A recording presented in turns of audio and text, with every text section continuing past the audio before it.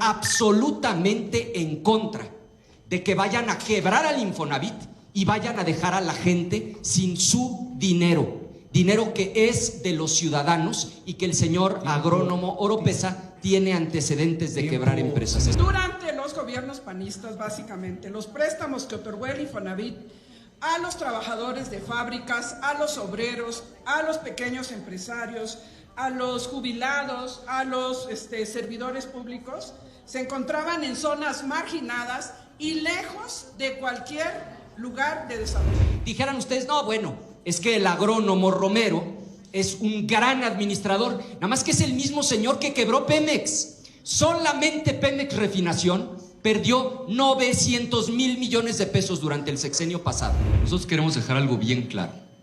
Estamos absolutamente a favor de que se construyan 2 millones de casas, que la gente pueda tener una casa, que haya casas en renta, para que la gente, ese pago de la renta se abone a capital y después puedan quedarse con la casa.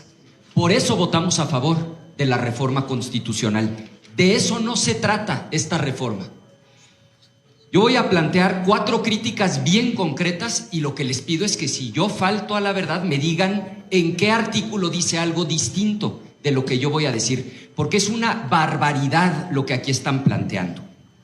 Lo primero y lo más grave, le están dando facultades al Infonavit, vean el artículo 42, de disponer de los recursos bajo su administración. Esa era una facultad que no tenía el Infonavit. ¿Qué significa eso?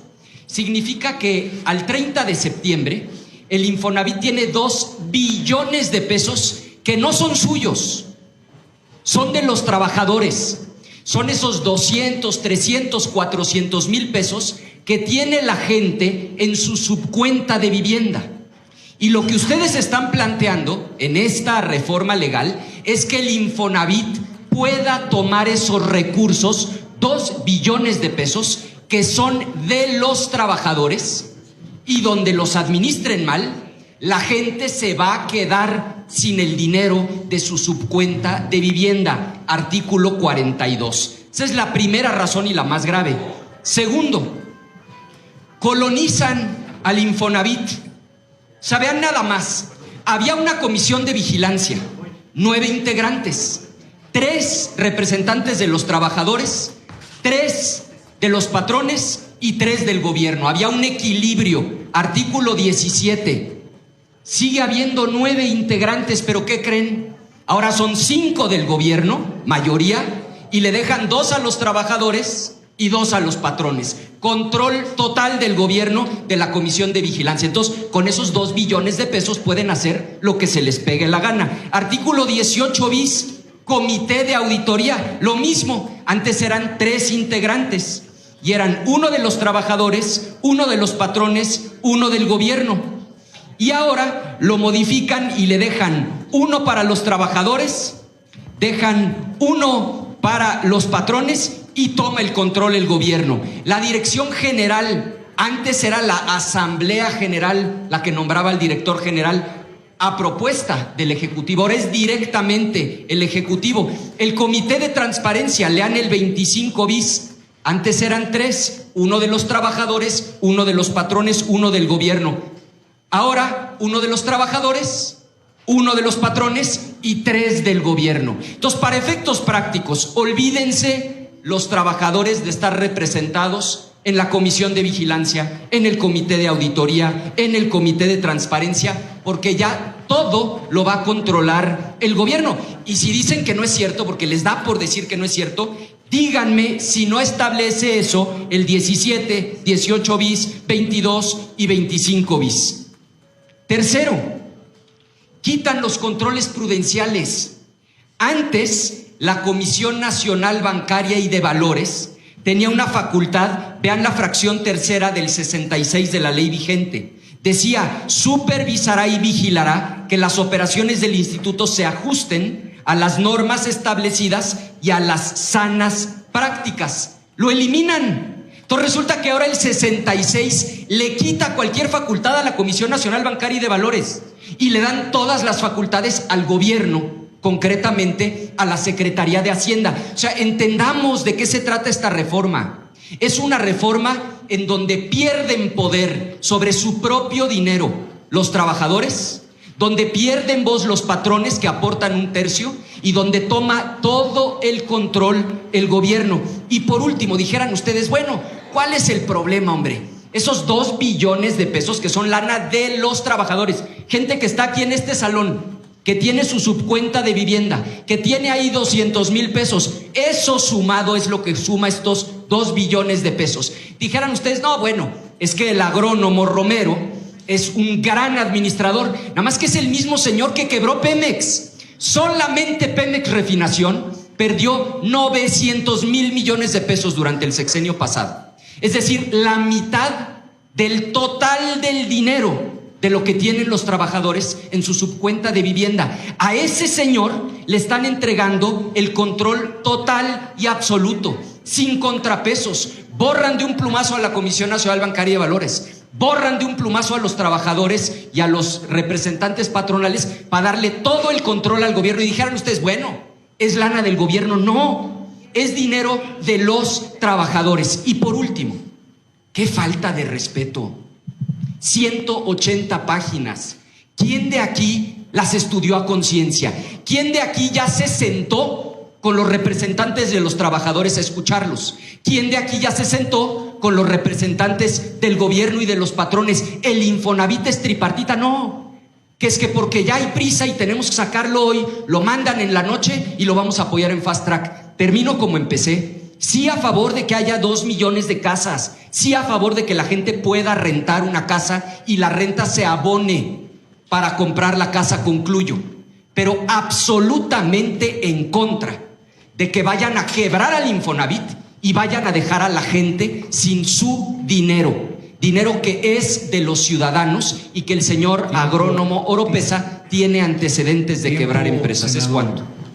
Yo quiero decirles que el Infonavit por mucho tiempo fue la caja chica de muchos proyectos personales y políticos.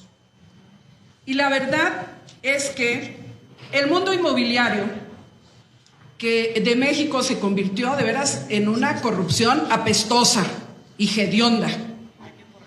Lo que pasó es que los desarrolladores, bajo el manto protector de los gobiernos neoliberales, lo que hicieron fue construir casas pequeñísimas.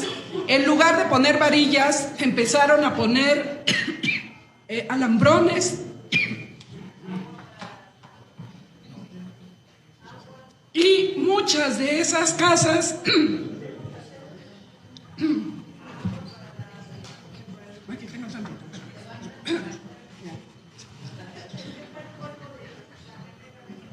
yo creo. Y muchas de esas casas se convirtieron en una verdadera pesadilla para quienes habitaban esas casas. Quizá ustedes no las conocen ni las vivieron, porque ustedes pues no se acercan a la gente y nunca tuvieron la necesidad de vivir en una casa de Infonavit. Son casas pequeñas, son casas mal construidas. Vayan y a lo mejor pues tampoco salieron a campaña, pues, y por eso no se dan cuenta de cómo vive la gente en esas pequeñas casititas que no representan la dignidad de la persona humana que ustedes pregonan, ¿eh? Entonces, el tema es que tenían también deficientes redes eléctricas y el asunto es un asunto puritito de corrupción. Durante los gobiernos panistas, básicamente, los préstamos que otorgó el Infonavit a los trabajadores de fábricas, a los obreros, a los pequeños empresarios, a los jubilados, a los servidores públicos, se encontraban en zonas marginadas y lejos de cualquier lugar de desarrollo. Los mandaron a las afueras de las grandes ciudades a vivir ahí y no había infraestructura ninguna. Y pregúntenme por las áreas públicas, a ver qué les daban. Si había un barranco, ese era el área pública. O sea, violaron todo lo que tenía que ver con las reglas de urbanidad y de urbanismo de los estados. El Infonavit apapachó todo eso porque era cuate de los grandes constructores y de los grandes empresarios, porque a eso se dedicaron. Se dedicaron a ser cuates de todos los que construyan. A la hora que diga la primer mentira me callan, porque esa es la verdad. En dónde están y cómo viven nuestros trabajadores, los huecos entre las paredes, los techos cayéndose, casas quemándose por la mala. ¿Y cuándo los vi reclamar eso a ustedes? ¿Cuándo alguien alzó la voz para decir que esto estaba mal? ¿Quién ha dicho algo respecto a esto? Eso fue lo que sucedió en el Infonavit y es lo que sucede. Vayan allá a Santa Elena en Suazua, los invito para que vayan y vean cómo corren los drenajes con unas casas que tienen menos de 6 años de construcción. Y están los drenajes pululando por las calles y por las avenidas porque hay una construcción deficiente. No queremos eso para los trabajadores de este país. Ahora ustedes hablan de la deuda de Pemex, no bueno, y de la quiebra de Pemex, pero si la quiebra de Pemex empezó con todo lo que ustedes hicieron. ¿Y qué fue lo que hicieron? Pues dejaron de meterle un quinto a Pemex, porque lo que ustedes querían, como los reyes de la privatización, era privatizar Pemex. Eso es lo que ustedes querían, que Pemex se privatizara. ¿Y qué hicieron? Pues no le metieron un quinto, ni un peso para un tornillo en Pemex. Eso fue lo que ustedes hicieron. Eso sí, cuando llegaban los excedentes petroleros, tuvieron magníficas ideas. La comanda azul. Y órale, empecemos con los moches. Y a repartir dinero y a pedir moches. Y en ese momento, muchos de los compañeros que militaban específicamente en esos partidos políticos ahora son los grandes constructores. Ellos construyen y le compiten a los constructores de veras, claro, empezaron a construir, pero si esa es su desvergüenza. Y luego vienen a hablar aquí de que nosotros nos queremos quedar. No nos comparemos, compañero, no nos comparemos. Y yo puedo hablar de los moches porque yo estaba ahí y yo no participé en ningún moche, porque para tener la boca grande hay que tener la cola chica, así que yo no participé de los moches. Por eso puedo hablar de los moches y por eso puedo hablar de lo que sé, porque yo estaba ahí. Y desde la Comisión de Cultura, imagínense ustedes, no bueno, y ahí empiezan los fondos de los moches con los excedentes petroleros y vienen a hablar de la quiebra de Pemex. No bueno, se necesita tener desvergüenza, pero bastante desvergüenza para hablar en esos términos. Y de los organismos estatales porque se quiere tomar la rectoría del Infonavit, claro. Tiempo, senadora. Claro, sí, termino, presidente. Claro que se quiere tomar la rectoría del Infonavit porque se le va a dar un gran giro, un giro social que atienda verdaderamente la demanda de los trabajadores, que no vivan en esas condiciones, que tengan casas dignas, que vivan bien, que puedan vivir y tener un lugar digno para vivir. Eso es lo que pretendemos con este cambio radical que estamos dando, y radical porque viene de raíz y porque queremos mejores viviendas para los trabajadores y no esas casas de vergüenza y de miedo que hicieron en la época en donde ustedes gobernaron. Y yo insisto, yo estaba ahí, por eso lo sé, pero en esa no las acompañé. Gracias.